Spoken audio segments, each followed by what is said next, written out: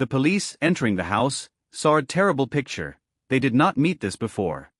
There was an unbearable smell of a decaying body in the house, and the sofa literally rotten to the wood under the weight of the deceased girl. Lacey Helen Fletcher was born in 1985 in a small town of Slater in Louisiana, not far from Baton Rouge. Only about 1,000 people lived in this city, and everyone knew each other. Usually, few events took place in such towns, but this case made a saber to be sadly known. Lacey was the only child in the family of Sheila and the glue of the Fletzers. In childhood, her autism was diagnosed with her, and she perceived the world differently than other children. Lacey had problems with concentration and communication with peers. With age, difficulties only aggravated, study was given hard, and there were few friends. Despite this, Lacey has always remained sweet, smiling and cheerful. She loved sport and spent a lot of time on the street next to the house. Lacey's parents were respected in the city. Her mother once worked as an assistant to the prosecutor, and then the mayor's assistant. His father was engaged in charity and helped people. The family was religious, and no one expected that such a tragedy would happen in their house. On the night of January 3, 2022, about 2:30, Sheila called emergency assistance and said that her daughter was not breathing. Arriving police and doctors collided with a shocking picture. The lifeless body of Lacey lay on a leather sofa almost naked. The sofa was rotten under her body, and the body partially ended up in its own bowel movements. Larvae and beetles were present on the skin, numerous ulcers and bruises covered the body, the flesh began to rot and decompose to the bones. The girl was turned to the left side, the right hand lay near the neck, her eyes and mouth were wide open, her legs were crossed under her body. The smell was unbearable, and the sight was extremely creepy. According to the coroner of the district, this was the most terrible case in his entire practice. After examination, he could neither eat nor sleep for a long time. The father remained absolutely insensitive, did not show any emotions, and the mother tried to portray regret and cried. The sofa stood against the wall. To the right of it is a gray chest of drawers with a neatly folded pile of clothing. In front of the sofa there was a small black table, littered with bottles from under the lotion, wet wipes, a nose spray and other objects. A box with discs was probably nearby, probably the films that Lacey watched. Excrements of rodents were found on the floor. The first question of the investigation was like such, in appearance decent and decent people, could allow this. Why didn't they care about their own daughter? How could parents be in this house full of unsanitary conditions, and not pay attention to the terrible conditions in which the girl lived? Lacey was so exhausted that she weighed only 30 kilograms with growth corresponding to her 30-6 years. The autopsy showed that for about 12 years she practically did not get up from the couch and was in such terrible conditions.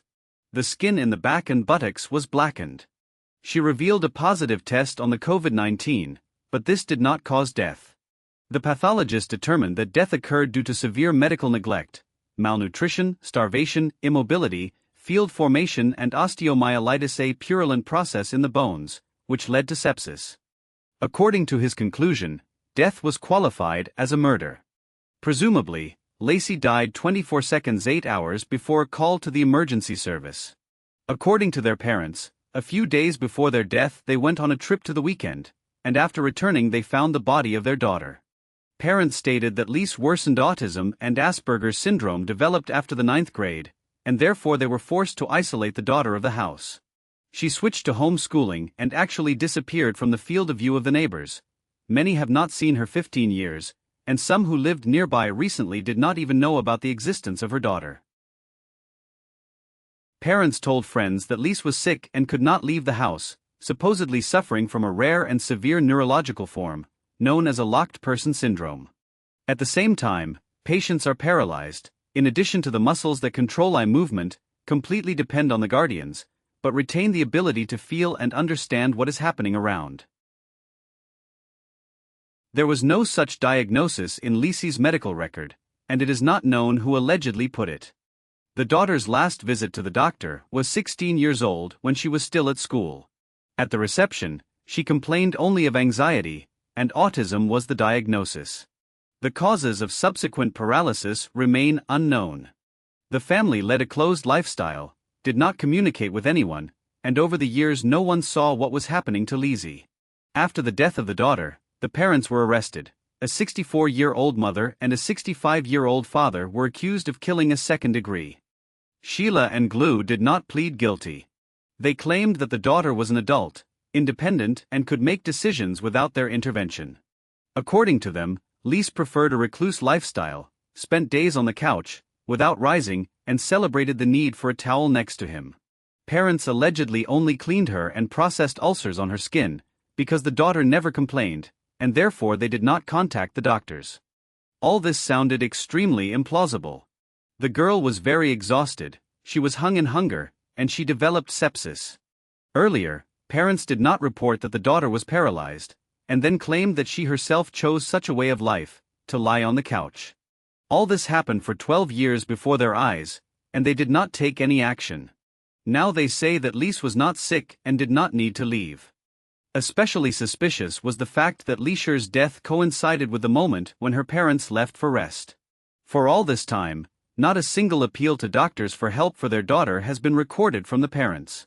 On May 2, 2022 years were arrested, and 2 days later they were released on bail in the amount of $300,000 per each.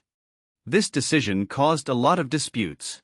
According to the district prosecutor, the parents did not have a criminal record, the probability of their escape was minimal, so they were given the opportunity to wait for the court at large.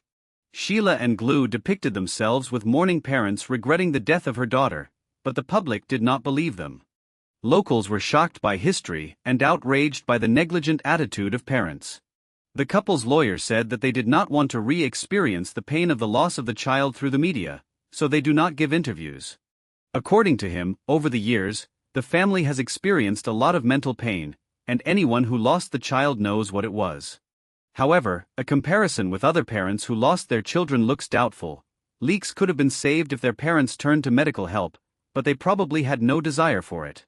The prosecutor qualified the death of the girl as a murder and demanded an investigation. The issue of the qualification of the case is considered as an uncontempt murder, murder by negligence, or murder of a second degree. For the murder by negligence, the term of up to 5 years threatens, the unintentional murder is up to 40 years, and the murder of the second degree is a lifelong conclusion without the right to parole. The prosecutor stated that he would insist on the qualifications of Lacey's death as a murder of a second degree, because parents did not fulfill their duties. They were her main guardians and had to provide the necessary assistance to their daughter. We do not relate to animals and do not neglect them. If we have an animal in this state, we take him to the veterinarian, and here the person is their own daughter, the prosecutor emphasized. The trial in the case continues, and the decision on the verdict has not yet been issued.